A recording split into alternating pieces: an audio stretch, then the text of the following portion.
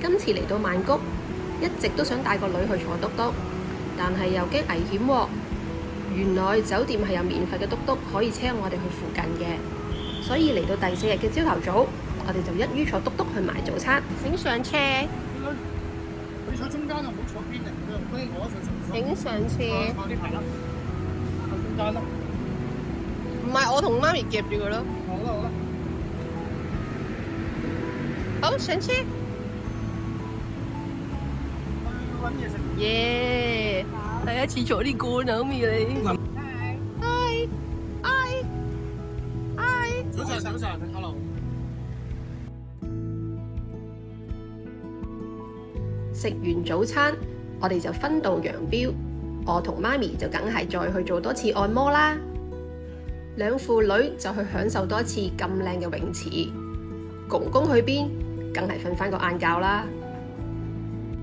因為唔想走嚟走去，所以就直接喺酒店嘅按摩店入邊做按摩。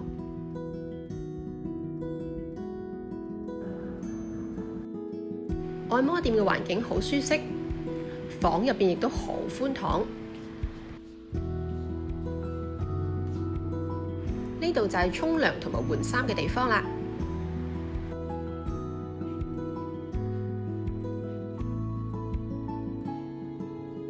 浴室都好大、好靚、好乾淨。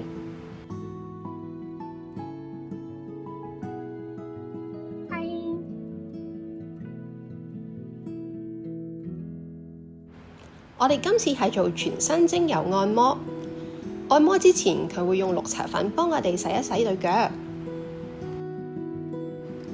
呢度啲按摩師溫柔得嚟，手勢其實非常之好。話咁快就完成咗90分鐘嘅按摩。按摩完之後，佢就準備咗薑茶同埋肉鬆蛋卷俾我哋。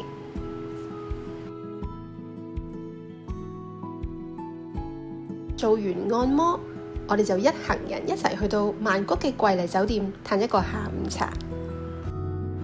佢嘅下午茶不同嘅時期會有不同嘅主題。我哋去嗰段時間呢，佢主題係星際。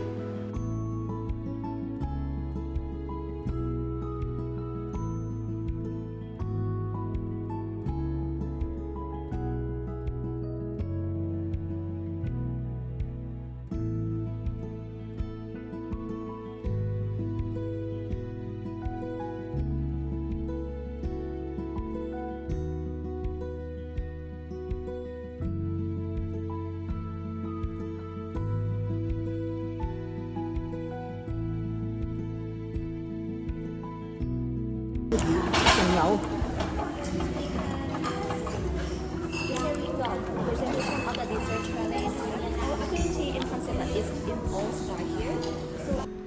除咗頭先嘅鹹點同埋甜點之外，呢一車嘅甜品全部都包括喺個 set 入邊㗎，份量真係超級多，所以就算我哋5個人啊，食4個人嘅份量都食唔晒。好彩佢俾我哋帶走，於是我哋就帶走咗一大盒嘅蛋糕返酒店啦。佢啲蛋糕其實款款都好靚，但係就唔係款款都咁好食。尤其是嗰幾粒朱古力，有2-3粒真係麻麻地。以呢個價錢喺曼谷應該可以食到更多好好食嘅嘢，所以我唔係好推薦大家嚟呢度食下午茶啦。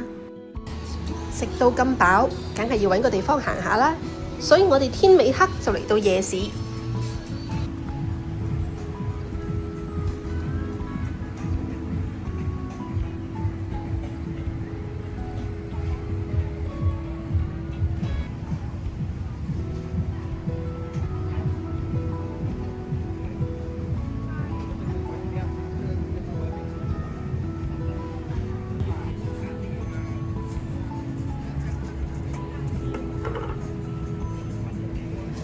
呢個新開嘅夜市其實唔係好大，我哋好快就行完一個 round， 發現入邊主要都係賣嘢食嘅地方。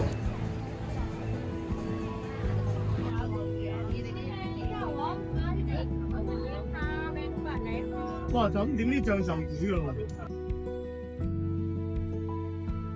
榴蓮沙冰，但係佢寫住係燕窩。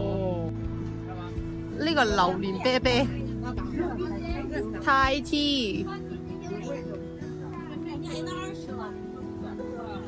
燒呢個係腸腸串燒。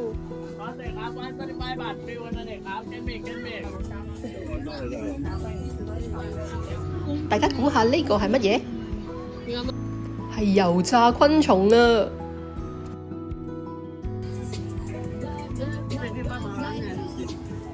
烤鱷魚啊！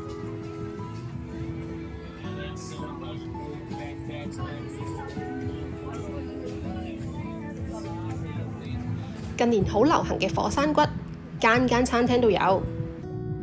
呢個夜市嘅食物種類的確好多元化，但係 shopping 呢就冇乜特色啦。